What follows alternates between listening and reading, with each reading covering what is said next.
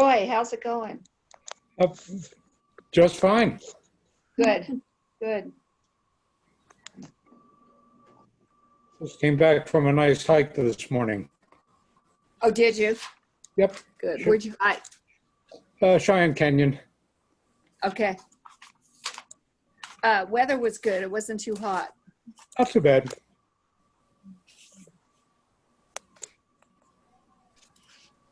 Yeah, we've got too many hikers in Green Falls, you might have read.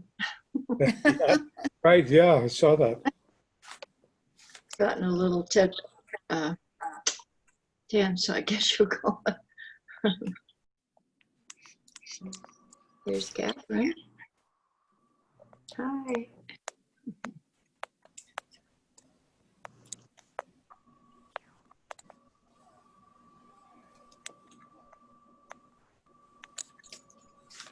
We definitely have a quorum, am I correct? Good. Well, let's go ahead and get started then, in the interest of everyone's time. Hello, everybody. Nice to see everyone and see, names of people and know that you're there. Let's go ahead and call to order this meeting of the Community Advisory Committee for July 2020. Jessica, do you want to call the roll? Sure. All right. So I'm just going to go down the list and say everybody's name that I've seen so far. Just wait till the end. If I don't call your name, let me know. That way I can mark you as here. So here we go. Aubrey, Orrin, Andrew, Sharon, Roy, Adam, Shelley, Ed, Ann, Bill, Jessica, Dave, and then from CDOT, other PPACG staff and guests. Did I miss any actual CAC members that have joined us since? Tamara's on. Hi, Tamara. Oh. Thank you. All right, so got those, and I'll keep an eye on our participant list and chat. And then just remember to mute yourself if you're not speaking. You can also turn your camera off, and that helps with priority of popping up who's speaking, that kind of thing. It doesn't bog down the Zoom, basically. And then remember to get your name when making a motion so that we catch them clearly. And then other than that, I give it back to you, Aubrey. Great, thank you. All right, so the first item on our agenda is consent items.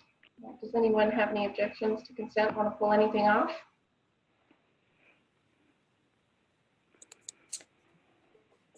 Sharon Brown, I move that we approve the consent items. Sharon? Second, Ed Dills. Thank you, Ed. All right, any further discussion? No. Okay. All in favor signify by saying aye. Aye. Aye. Aye. Any Aye. opposed? Great. All right, so public comments. I see there are a few non-comments. Jessica, did you receive any via email and or how do you normally handle? No public comments were received via email or in person or anything like that. We haven't gotten anything. Okay, so if any folks that are on the line that are not committee members have a public comment related to anything that's not on the agenda, speak up now. If it's something that's on the agenda later on, there will be time for public comment related to those items.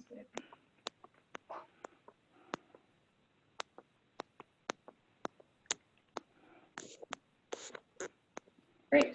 Okay. Hearing none, we will move to our first action item, Multimodal Options Fund. Catherine. Good afternoon, everyone.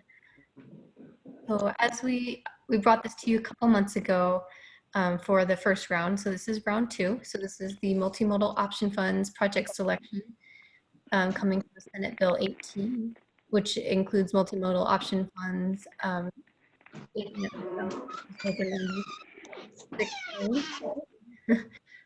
Sounds like got a few things going on in the background here. So and a portion of that goes directly to us as the MPO at PPACG. And so we were allocated just over $6.5 million. And so during the first round, we allocated most of those funds, but there were $698,717 remaining. And so we did a second call for projects last month, and we received 2 applications. One was from El Paso County for their I-25 GAP project to help fund some of their local match portion. And then the other one was from Lewis Palmer School District for their Safe Routes to School Sideway and Trail project. And that's to help supplement some of the cost overruns that they have for that project. So most of them are most of the funds they have for that project is actually Safe Routes to School, which are federal dollars, and this would help supplement their local match portion as well. So we held a project selection workshop with our TAC members on the 8th, and they voted to recommend to fully fund the Lewis Palmer School District and then give the El Paso County the remaining funds at $648,717. And so that is the recommendation that was provided to TAC, and TAC approves that recommendation to you all and then the board. And I can go into more detail on the projects if you would like, or that's in attachment 1, or I can skip that if either way. Catherine, could you just touch upon each of the projects just a little bit to get folks just kind of up to speed on what these projects are about? Sure, not a problem at all. Thanks. So we have the I-25 GAP project. This is the El Paso County application. This is for the local match portion, and these funds are multimodal options. And so the portion of the project that this would go towards, in essence, would be the transit, carpools, van pools, and advanced technology portion of the project. The overarching project, you know, obviously is the I-25 GAP, filling in that, adding lanes, but it also includes some transit pieces as well. And so that's what this would go to help supplement. And then the Lewis Palmer School District is to develop and execute right-of-way plans, which they already kind of have that moving. And so they're actually moving into construction phase soon. And so this would be helping to complete that project, since they did have some cost increase there. It's a ADA compliant and Safe Routes to School project, and so it is close to that school and helping provide better safety around that area as well. Thank you, Catherine. Any questions for Catherine or comments?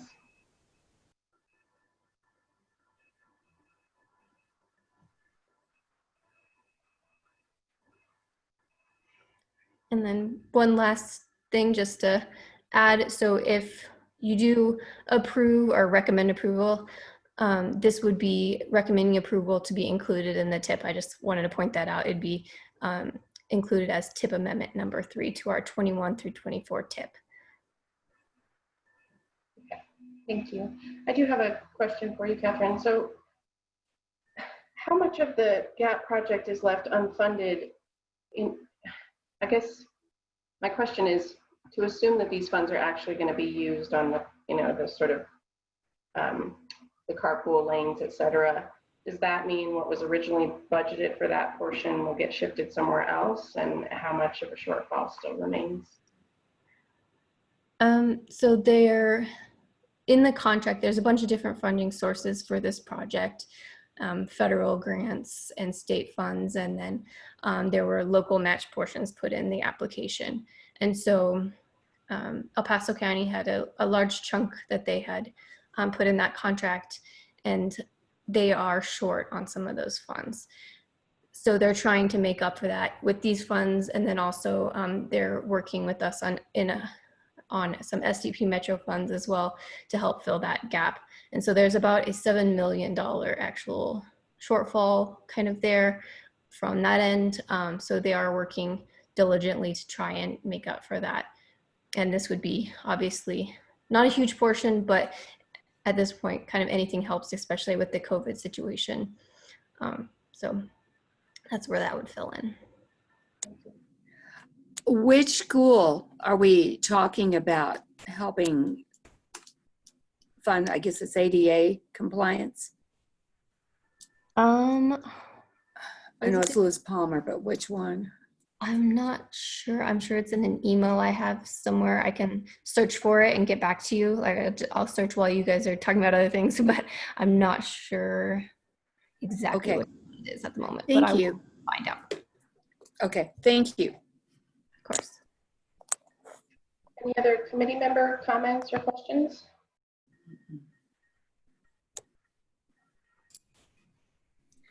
I'll move approval that we approve both projects. This is Sharon Brown. This is Tamara. I second that. Okay, I want to give an opportunity in case there are any public comments on this item. Any of the guests on the line have any comments on this item?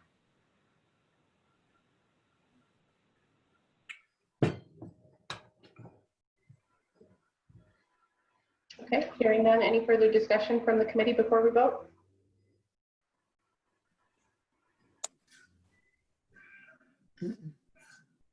Great. Okay, all in favor signify by saying aye. Aye. Aye. Aye. Any Aye. opposed? Aye. Oh, sorry. Sorry, was that outlier an opposed or a support? I'll just say this one more time. Any opposed? Great. Sounds like it's unanimous. And I can tell you a little bit more about that, where the school is, if that's okay, real quick. Yeah. Okay, so in the letter, it states that it is increased safety and connectivity for students who walk between Lewis Palmer Elementary School, so it is that elementary school, the Monument Public Library, Lewis Palmer Middle School, the Ascent Church, athletic facilities, and other key community locations. So it is in Lewis Palmer School District 38. Okay, thank you. Great. Sounds like a great project. Okay, we have a couple of information items. A COVID update from Andy Gunning. Thank you, Madam Chair. Aubrey, good to see you. Good to see all the CAC members. Hope everybody's staying healthy and safe. Yeah, I'm just going to give a really brief update as far as how we at PPACG have been navigating through the COVID pandemic stuff, and a few highlights of a few key projects we've been working on. Then I'll touch a little bit on some budget planning and strategic planning that we're doing as well that kind of aligns with how things are moving forward for us next year. And I think Jody is on the line as well, Jody Barker. He's going to talk a little bit more about AAA work we've been doing in the Area Agency on Aging, where we've seen the biggest impact on us having to step up our efforts to help with difficult populations through the pandemic period with our seniors especially. So I'll give Jody a chance to kind of weigh in there on some AAA activities. But just so you know, we're working, by and large remotely at PPACG. We've got a handful of people pretty much in the office every day, but by and large, really encouraging teleworking for all of our employees. And probably any given day, there's just a handful of employees that are in the office, but we've stayed open through the whole pandemic period and through the different phases that the governor's put out. But we do have a light attendance in the office, but really strongly encouraging that folks work remotely, because we found that it's working for everybody. We've got the technology in place to be able to make it work, and everybody's been super resilient and productive and connected. If the public needs anything, if any of our jurisdictional partners need anything, we're fully accessible via email and phone. You call their office phone, their laptop may be at home, and they can still answer the calls. So, we're fully connected and really engaged, and everybody's still getting their work done remotely. So haven't seen a need to really change that too much. One of the bigger impacts obviously is with our committee meetings and our board meetings. They've all been remote and probably going to keep doing remote meetings for the foreseeable future. We've been trying to explore some ways to have some hybrid meetings, if you will, where we have some people in person within our conference room, depending on what the capacity might be, and then others that Zoom in for the meeting. But still really trying to work out the technology challenges with that between the sound system and video system. So we're not quite there yet, hoping that we might have the pieces in place to be able to do that this fall, assuming that this is going to continue probably into 2021, most likely. I want to have that as an option at some point, but still trying to work out the bugs with that. But, you know, by and large, like I said, everybody can work remotely. Everybody's been accessible, and just some really awesome work that's happening throughout the organization. You know, our joint land use study efforts are moving forward, engaging with our military bases on implementation of the JLU study that was finished up about 1.5 years ago. So we're making great progress there. On the transportation front, you just heard from Catherine, we're doing a lot of work around the tip and getting money out the door with the multimodal options funds. We've also been doing a lot of engagement. I see that we've got some CDOT folks on the call, working closely with Shane in Region 2 here at CDOT. And also I saw that I think Eric Richardson's on the line as well, working with headquarters at CDOT as well throughout the summer. At headquarters, Shoshana Liu, Executive Director for CDOT, has pulled together a group of folks across the state to look at economic recovery strategies that we can maybe engage in as a state if and when money starts flowing again, whether it's, you know, federal relief money that might flow or additional revenue available at the state level. But she's done a really good job getting a whole cross section of folks together, you know, to talk about how we can get money out the door for additional transportation projects as we get out the other side of this.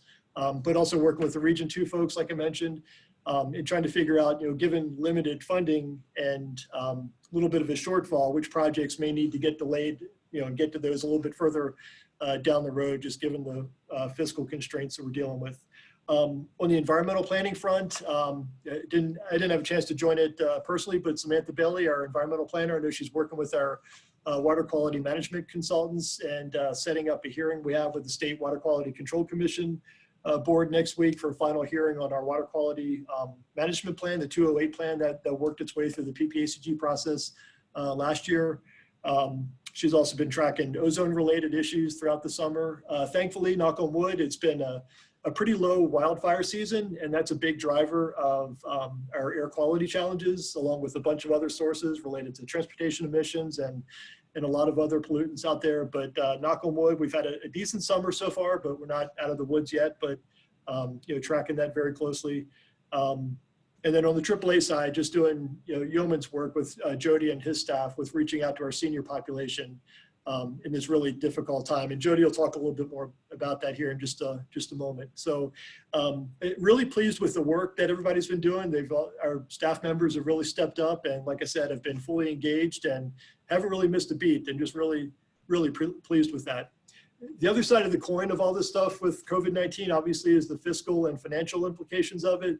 So we've been engaging with the city, town, and county managers across the region to kind of see how they're managing this and what their financial outlook might look like at the jurisdictional level, and see how that impacts us as we do our budget planning here at PPACG for 2021. Our budget cycle is a calendar year, so that starts January 1. So we're actually starting our budget planning process a little bit earlier this year, getting started right now to look at what our priorities might be for 2021 and what our budget outlook is going to look like for next year as well. So having some really good conversations around that and trying to figure out, you know, some of the jurisdictions are having issues as far as meeting their local match requirements that come into our budget, you know, how we might shore that up and how we might reduce expenses internally to make everything balanced next year. A lot of the work that we do, it's grant driven. Federal or state grants that flow to PPACG, but we need local match to be able to leverage those. So if we lose $1 of local money, that's not just $1 cut out of our budget, but it's maybe $4 or $5 that we can't match with other grants that we get. So it's a, you know, puzzle that we got to put together and make sure that everything balances out. One thing we're doing right now, and you may have talked about this a little bit, or if not, we'll get this on your agenda here at a future meeting. But we're doing a bit of a refresh to our strategic plan that the board adopted back in 2018. It's not a major update, but just doing a refresh of it since we've found that we've made a lot of progress on a lot of issues in our strategic plan.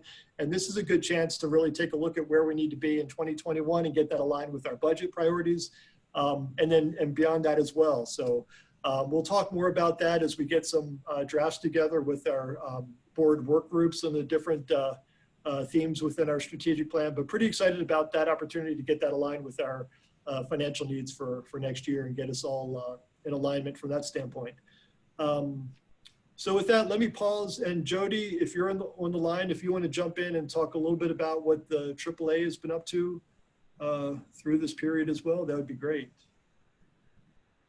Thank you, Andy. Good afternoon, everyone. My name is Jody Barker. I'm the director of the Area Agency on Aging. And as Andy mentioned, we really didn't miss a beat. We just changed locations for the most part, but we have just in the last month or so increased our presence in the office, doing occasional meetups with clients that for whatever reason don't have capacity to get taken care of either over the phone or via Zoom. But all of our staff had a crash course in some new phone systems and Zoom as we were departing the building in March, and everyone is just really has just really exceeded every expectation, and frankly I shouldn't have been surprised. It's been really good to see all the good work that's been going on. So what I thought I'd do is just kind of give you a high level of start to finish where we are right now, but what started in March, along with the governor's stay-at-home orders, and of course all of that was also happening in certain ways at the federal level.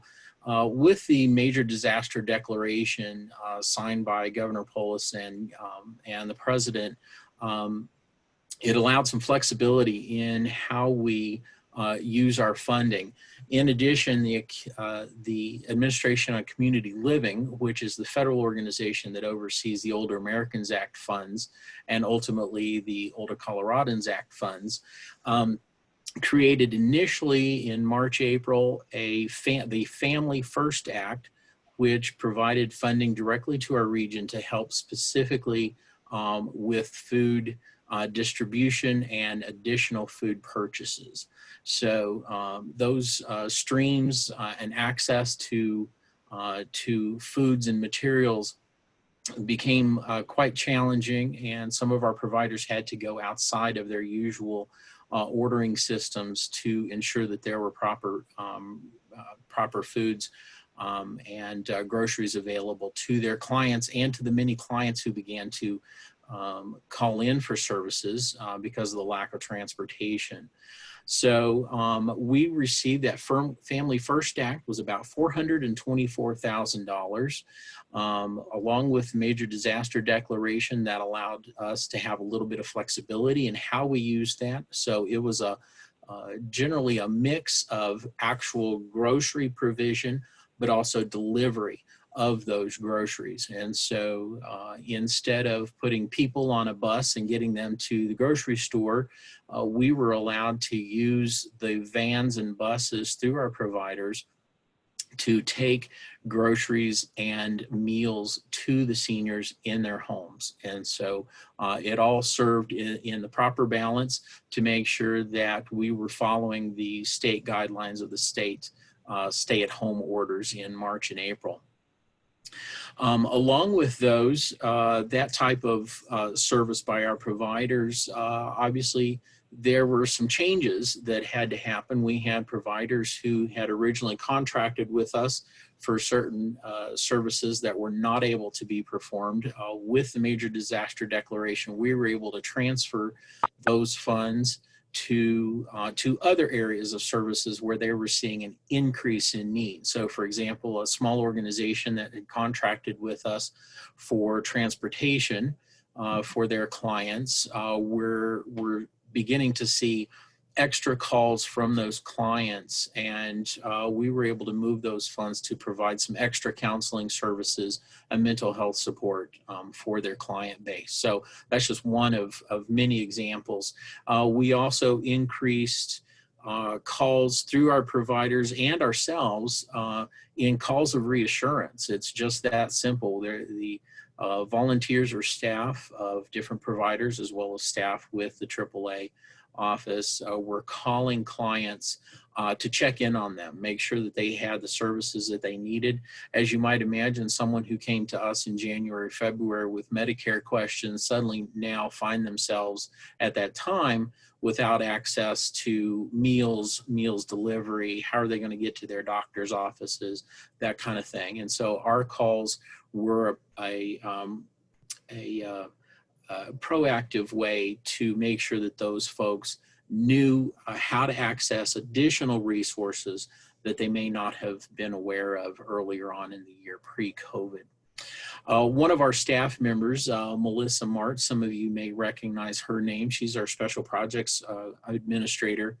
She reached out to 26 apartment complexes. These are all a mix of HUD and private 55 plus apartment complexes to make sure that they knew where resources were available. And so doing, she also realized that some of those apartment complexes were just not prepared to help support their residents. She reached out along with a variety of volunteers and community partners, put together 1,300, that's 1,300 busy bags and an assortment of foods and supplies, got those distributed very early on in the process. That was done by mid-April.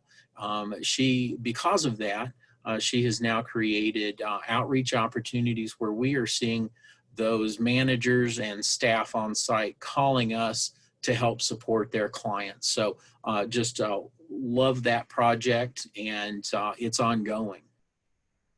We also, as you might imagine, many of you are familiar with the Yellow Book project. That's our information and assistance guide. You would normally be able to pick up one of those when you come by the office. They were already in process of being printed and were delivered to us late April.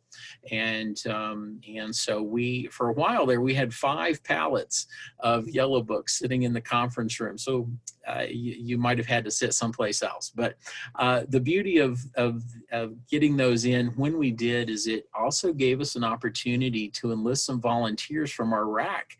That's our regional advisory committee.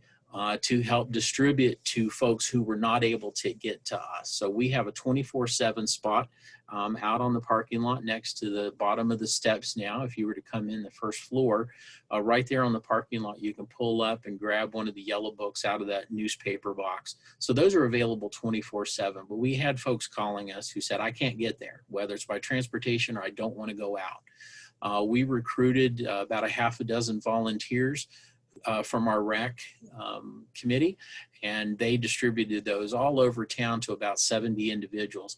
One of those, I won't get into all the details, feel free to reach out to me for more details, but one of those saved a life.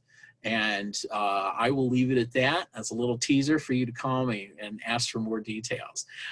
So we're making a difference. It looks very different, but we're finding ways to continue making a difference in all of this. The second round of funding that we have received that we're just starting to touch into is part of the CARES Act. For our region, and just a reminder, our region is El Paso, Teller, and Park counties. Our portion of the CARES Act funding is $1.36 million. That seemed just an extraordinary amount of money for us because our usual budget is a little bit under $6 million for the year between federal and state funding. And it seemed like an enormous amount of money compared to our usual budget.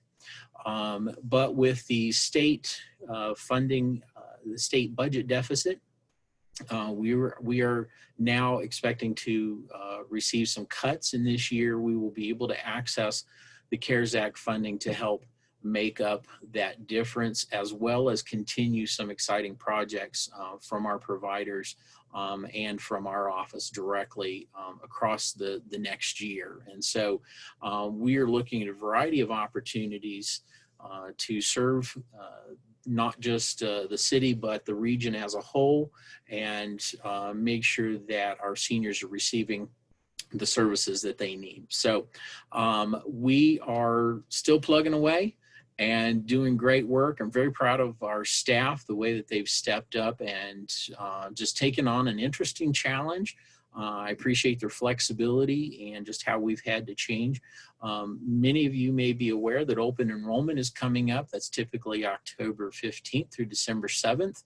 A lot of questions about how that's going to be managed, both internally within our office structure through the COVID situation, but also we're looking for some directives from the State Division of Insurance. So a lot more to come on that. Be aware.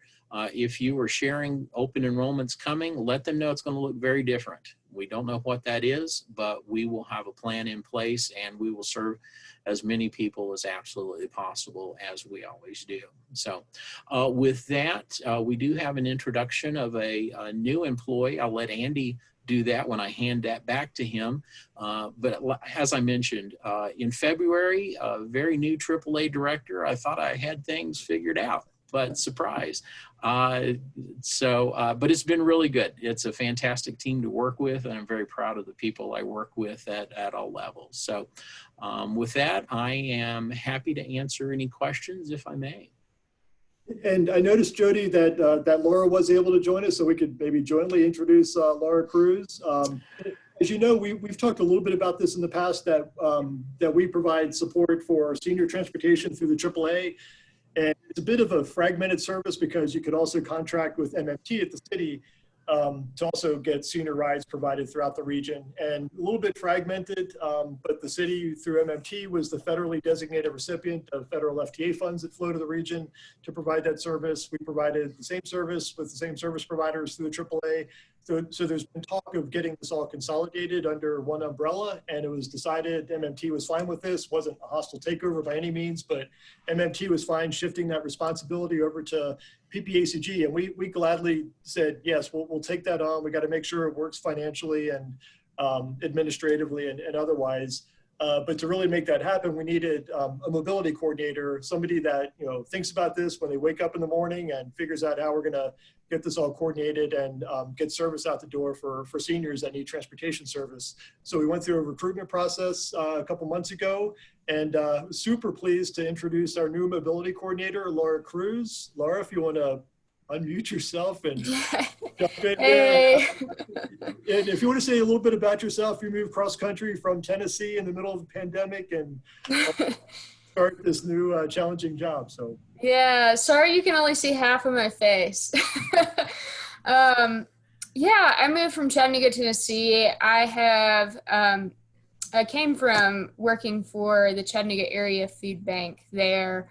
Had been there for 10 years. As the program director and agency relations director there. And so was just looking for a change. I used to live in Colorado. Right after college, I moved out here and lived in Estes for a little while and had some good friends that live here in Colorado Springs. And during the pandemic, I had a very interesting thing come up with the food bank. I was able to work with our local caravan system through public transportation to kind of shift their focus into, instead of picking up seniors and disabled, taking them to appointments because everybody was sheltering in place.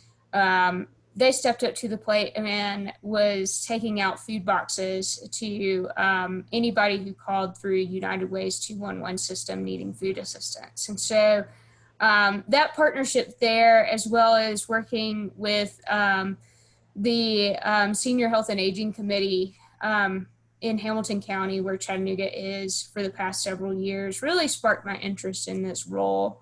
And so now I am not working on bringing food to people. I'm working on figuring out how to get people around. And so I'm super excited to join this team, and thank you guys for having me today. super. Thanks, Laura. Laura's going to be reporting to Jody within the AAA. Functionally, is going to reside within the AAA, but obviously crosses boundaries and works with our transportation folks. She'll be working closely with our service providers, Silver Key, Fountain Valley Senior Center, and Vida, and a whole bunch of others throughout the region to get seniors connected.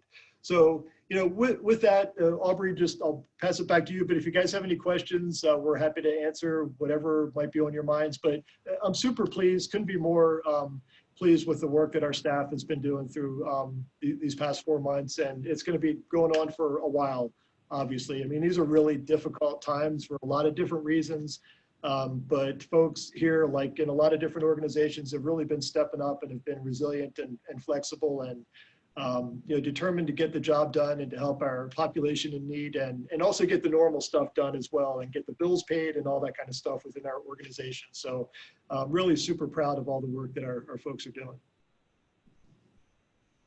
Great. Thank you both, Andy and Jody, and welcome, Laura. Any questions? I'm sorry, yes, ma'am. This is Shelley Rose at the League of Women Voters. Can I ask Jody a question on his? You mentioned open enrollment. I'm sorry, I missed a little bit of that, the deadline, and I'm a new member. Open enrollment, I missed a little bit of that. Can you go into that just a little bit more, please? Certainly. Every year, Medicare opens a specific time frame. It is traditionally October 15th through December 7th to allow for current members to change their Part D. That's typically their choices in prescriptions. And so it's a very limited time window that they're allowed to do that. The way that it has normally been done is just a walk in, sign in, first come, first serve. During this pandemic period, we just don't know what that's going to look like yet. We don't know if the state or even the federal level CMS is going to be making any changes either to requirements, the dates. There's just a lot we don't know, but my team has already been discussing this since about April because it happens at the same time every year, and just given the challenges we were facing even at that time, we decided to start talking about it and putting together just talking through some plans about what that might look like. We are still waiting to hear from the Division of Insurance out of Denver Metro to find out if there are going to be any changes, like I said, to either structure, date, timeframes, much like the taxes were extended all the way to tax deadlines were extended all the way to July 1st. We don't know if something similar is going to happen with open enrollment, if they're going to flatten or change any of those requirements. So we are, it's an important part of what we do. It's a major division within the Area Agency on Aging with our SHIP counselors, that's state health insurance trainers. And so we are just waiting to see, but we are currently working on developing some plans. We're going to actually be meeting with a planning team early next week to hash out some of those details so that we're prepared when the state lets us know what their plans are. I hope that helps. Yes, sir, it does. Thank you. Certainly, my pleasure. Any other questions for Jody or Andy or Laura? Whoops, Andy? Hello? Go ahead, Ann. I was just wondering, backing up, you mentioned the environmental water approval of the state. You remember the 208 plan? Yes, yeah. Is that going to be a meeting that we can tune into and hear what they talk about or not? Do you have any idea? That's a great question, and I'm assuming it's a public meeting. We're going to be zooming in remotely for it, Samantha Bailey and myself and our consultants with Brown Caldwell. And long lead time. This was approved by our board, recommended by the CAC and our Water Quality Committee. I want to say or sometime, but it takes like 6 months to get on their calendar for the Water Quality Control Commission. That's why it's in August, and we all reviewed it last fall. But yeah, let me see what I can find as far as the meeting announcement and a link for the meeting. I don't have the time and the date in front of me. I want to say it's on August 6th, so Thursday of next, I believe. But yeah, that should be a public meeting. And I know I missed the meeting this morning, but Samantha's working with our consultants to deliver a presentation to the Water Quality Commission. And yeah, so that might be of interest to tune in for. So for sure, I'll track that down, and Jessica McMullen can help me get that out to the committee. That would be nice, because I attended some of those meetings for Green Mountain Falls. And not that I'm a water expert, but all of us in the mountains, of course, are very interested in the water difficulties and so on and so forth. So I would be interested, and my friend Orrin might be also. He's up here. But super. Yeah, that would be great. Okay, thank you. Yeah, yes, you're welcome. Any other questions or comments from the committee on this item?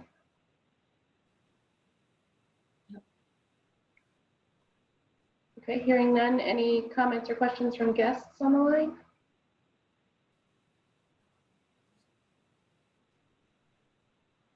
Good. Okay. Thank you. Let's move on to transportation funding. Shane? Thank you, Madam Chair. Can you guys hear me? Thumbs up? All right. All right. So I'm going to talk a little bit about some of the major projects that we have currently going on with CDOT. The first one to speak on is our MAMSIP project. So it's a conglomeration and a partnership with El Paso County, where we've got about 4 different sites. MAMSIP stands for Military Access Mobility Safety Improvements Project. We received a grant from the US DOT last fall of about $18.35 million. In addition to that, from Senate Bill 267, which is a state funded through the general fund transfer of about $34 million. On top of that, just various different fundings from both PPRTA, from different assets within CDOT, and we come to a total for the total project cost of about $160 million, $150 to $160 million. The 4 sites that this project is a part of is State Highway 94, as many of you are familiar with, that goes out to Schriever Air Force Base. I-25 south of Fountain, that's basically mile marker 135 south to 127, 128. South Academy right there off of I-25, that's going to be an El Paso County project. And then Charter Oaks Ranch Road, which enters Gate 19 at Fort Carson. So those are the 4 major projects. And so with that being said, this is definitely a safety and a mobility focused effort and set of projects. The State Highway 94, we're going through a process now with our contractor that we've brought on board this past fall, negotiating and discussing contract terms and costs to start and begin some of the work on State Highway 94. We're looking at starting some patching lanes for the westbound direction. Any of you that may be familiar with Corral Valley Road is going to be in the proximity of that work. So we're hoping to start seeing some work on the project this fall. I'd say probably September timeframe in that area.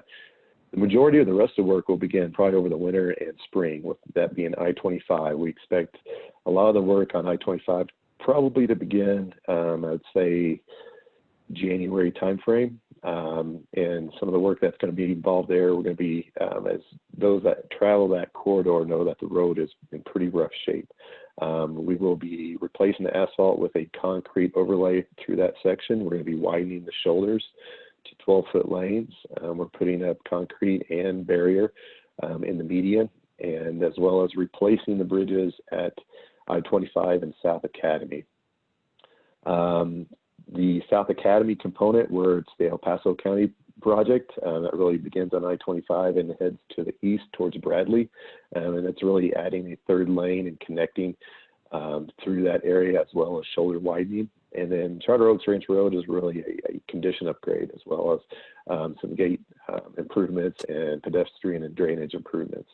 And that's probably the biggest project that we will have progressing here within the next 6 to 12 months with respect to the CDOT work. Now, I know there's a project on the north side here at the North Gate that is being funded through the developer at Copper Ridge. But that is tying into our I-25, and we do have staff that it's monitoring and ensuring compliance of the materials and the work being done on that project. But that project itself is being funded through the developer. Any questions on those at this time? And I've got a few other projects to discuss and give you guys a little bit of an update on Senate Bill 267, as well as I know there's probably quite a bit of interest on research and powers. But before I get into that, anybody have any questions on those 2 projects that I can answer? This is Rick Hoover. I missed a number of details on the first project. I was wondering, is there a way you can just send me a copy of your outline there, of your high points on the Sure.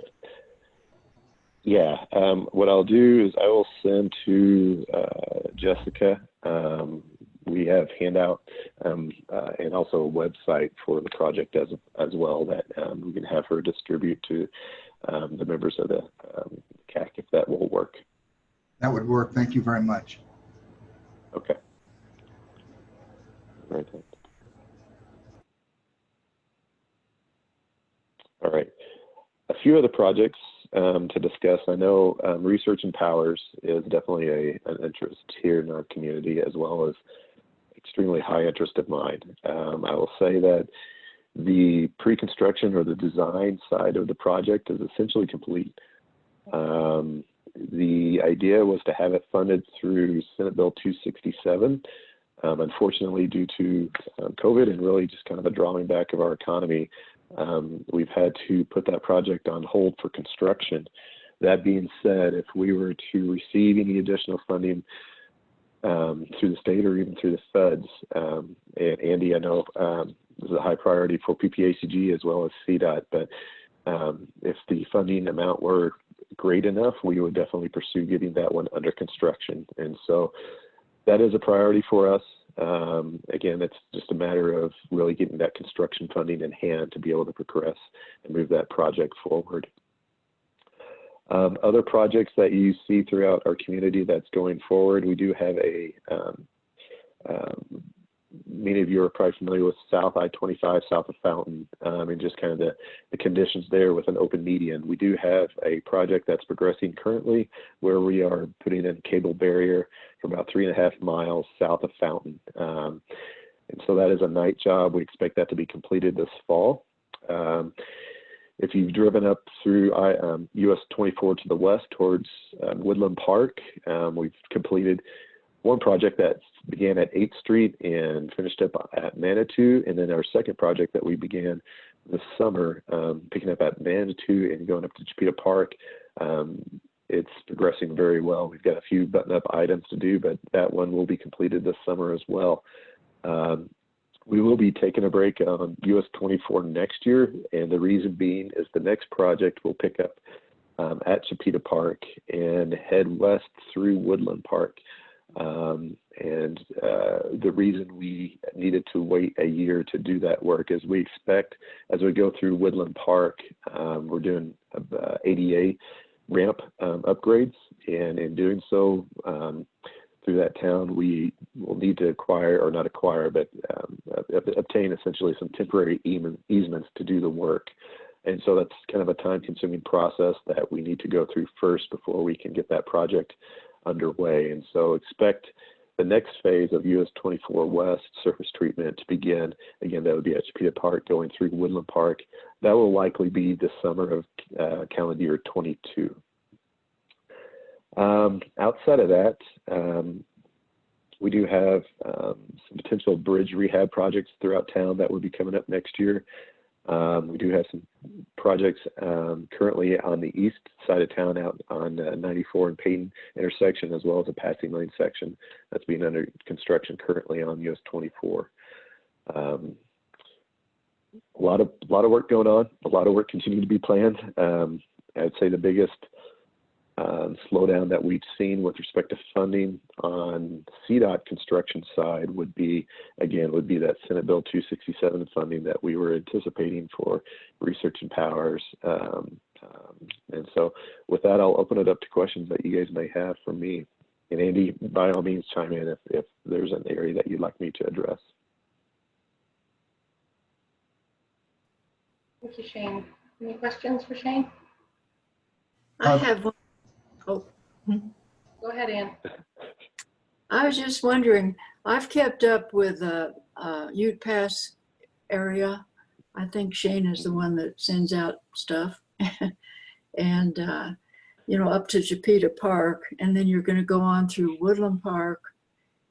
And how far will you go on 24? Will you go on up across South Park, Wilkerson Pass, all that area? Great question. So yes, we will be continuing out west after Woodland Park.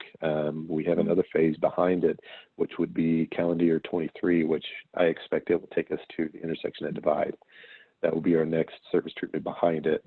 Then we'll have a gap on 24. But since you've brought up Wilkerson Pass, we do have a safety project planned this for calendar year 21 construction, where we will be looking at adding some guardrail on the west side of Wilkerson Pass, as well as some correction of the cross section of the roadway there. And so as you drive it through the corners, right, you have different cross section movements. And so we're going to do some correcting on that, as well as working on some of the shoulders for Wilkerson Pass on that west side. So that is planned for next year's construction. Well, that's good. Yeah, there's just more and more traffic up here. Oh my goodness, yes. And of course, you know, through Woodland, I guess John isn't here right now, John DeVoe, but they're talking about trying to get a bypass around the town, and I don't know if that'll ever happen, but you know, it's just getting busy and busier up here. Yes, ma'am. Yes, ma'am, it is. Well, thank you for the information. Yes, ma'am. Sounded like there was somebody else that had a question for Shane earlier. Any other questions?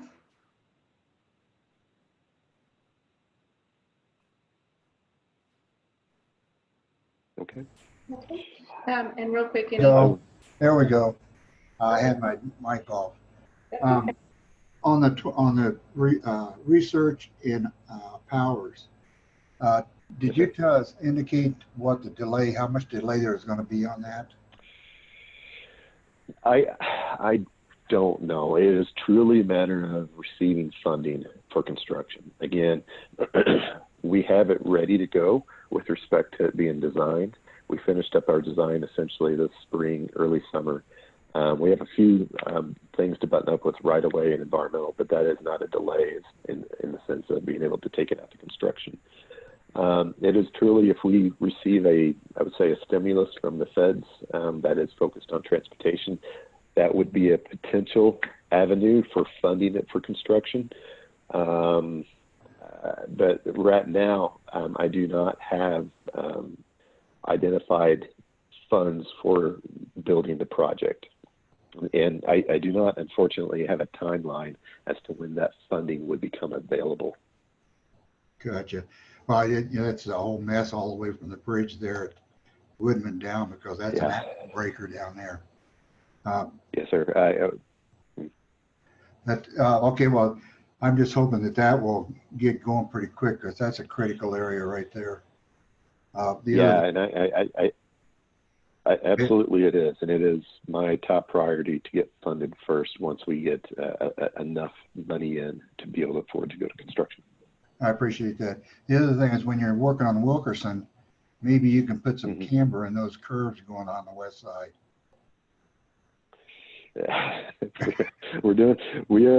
We are working on some of the cross section and also the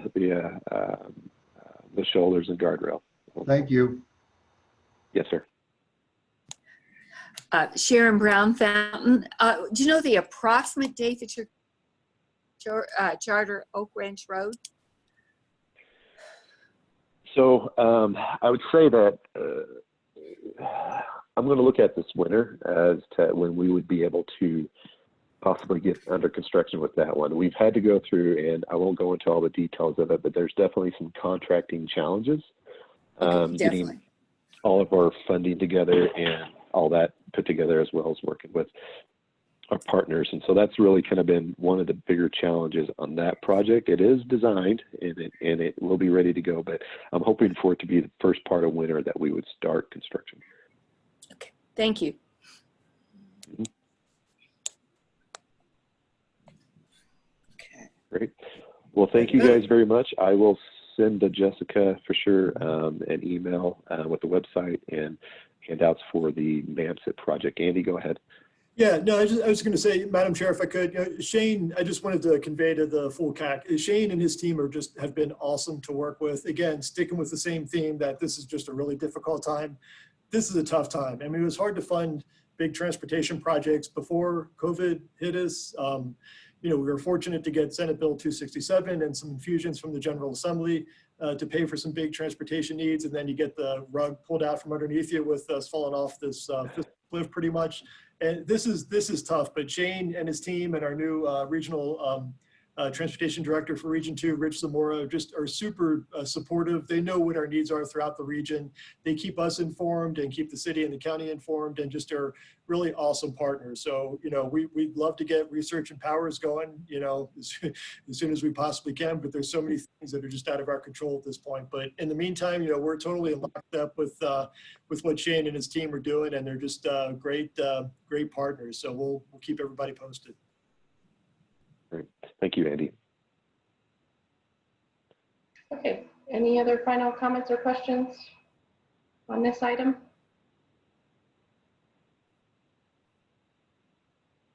Great. Any public guest comments on this item?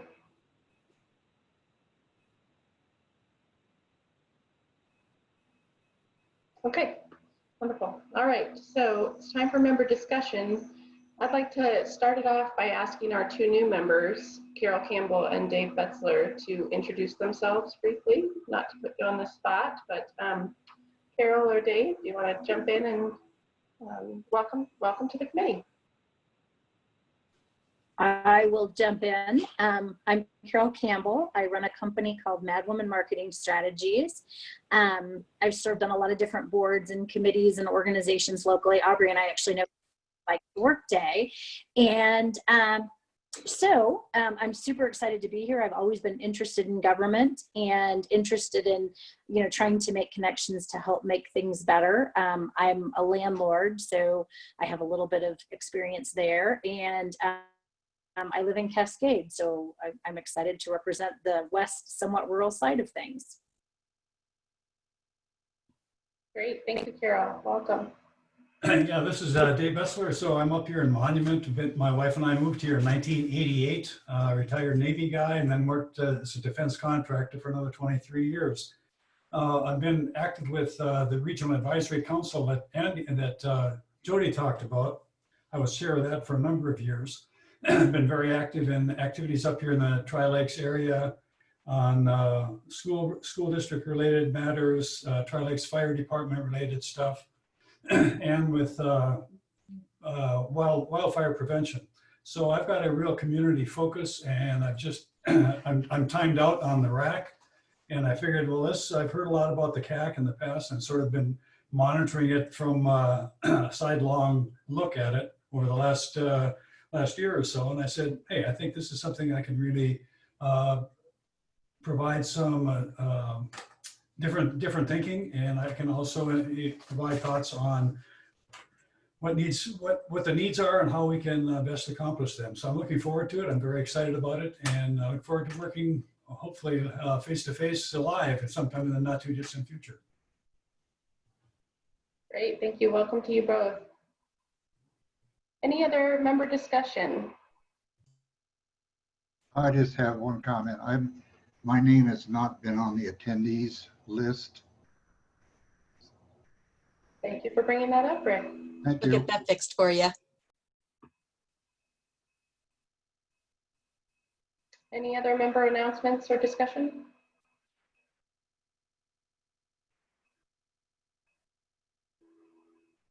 Yes, ma'am. This is Shelley with the League of Women Voters. Sorry, I want to apologize to Tamara. Last month, I was supposed to do a report and did not attend, so I wanted to apologize. She had to kind of jump in and do that. So thank you for that. No worries. I struggled through it, Shelley. You owe me one. Thank you. Great. Okay, sounds like that's it. So next CAC meeting, Jessica, are we still looking at Zoom for the time being? We will. We'll still be a Zoom for next month as well. Okay, great. Are there any other items that any of the PPACG staff would like to bring up, or that any members would like to bring up to be discussed at the next meeting? At our next meeting, you guys will see an update on the strategic plan, and as that update that Andy spoke about a little bit is ongoing, you'll see some of that on your agenda for next month. Great. Oh, hey, Jessica. Or I mean, Go ahead, Ann. this is Ann. I thought of something I should tell you. Green Mountain Falls, you know, we're in the process of dealing with the hiker issues, but also the Planning Council met last night up there, and we did a community strategic plan, comprehensive plan recently, not too long ago. And they're in the process of trying not to let that just be on a shelf. They're trying to include more people to form some other little committees. You know, we've got fire mitigation and things of that were decided that are priorities. And so I just wanted to say that our little town they're having Zoom meetings. And oddly enough, very often nobody comes to the meetings. But when they're talking about the trails or something, we had 48 people tuned in and commenting. So in a way, I liked Zoom, maybe in addition to a live meeting. But I think it's a kind of a nice thing because people can sit at home and tune in and get involved that way. So I just thought I'd tell you what Green Mountain, you don't have to write all that, but I'll just tell you. Thank you. Thank you, Ann. It's a relevant comment. Appreciate it. Okay, one last opportunity for suggested items, Rick. Just real quick, Aubrey, Yes. it's nice to be working with you again. You too, Rick. A couple of Hoovers back together. You got it.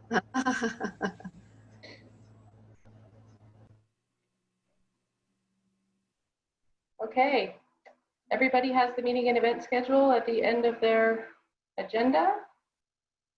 So I will go ahead and adjourn the meeting for today. Everybody take care and we'll see you next month. Thank you. Thanks, everyone. Thank you. Thank you all. Bye-bye. Bye. Bye. Thank you.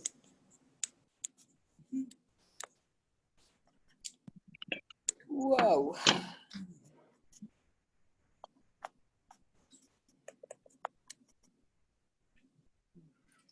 Thanks for being patient for all these Zooms.